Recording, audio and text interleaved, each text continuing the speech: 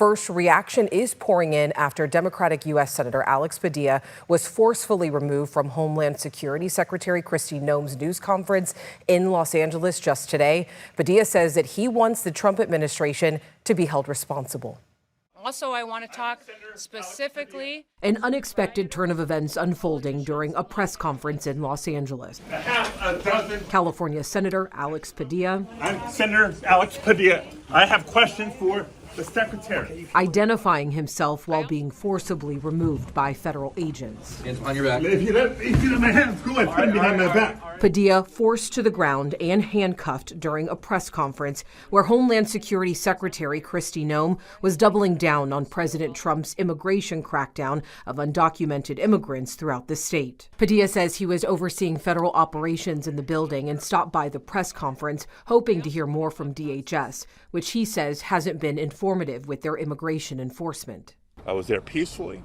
At one point, I had a question. And so I began to ask a question.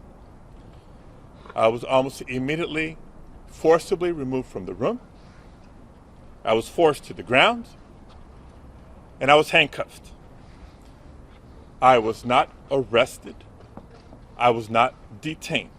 The Department of Homeland Security says officers repeatedly told Padilla to stay back and that the Secret Service thought he was an attacker. In a statement, DHS saying in part, Senator Padilla chose disrespectful political theater and interrupted a live press conference without identifying himself or having his Senate security pin on as he lunged toward Secretary Noem. Padilla, California's first Latino U.S. Senator, saying he plans to hold the Trump administration accountable. If this is how the Department of Homeland Security responds to a senator with a question, you can only imagine what they're doing to farm workers, to cooks, to day laborers out in the Los Angeles community and throughout California and throughout the country. We will hold this administration accountable. Homeland Security Secretary Kristi Noem also responded to the incident at the end of today's press conference, calling it inappropriate.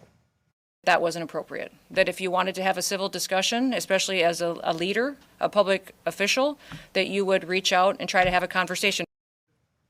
Noem says the two spoke for about 10 to 15 minutes afterwards and exchanged phone numbers. Noem says that she does not expect him to be charged.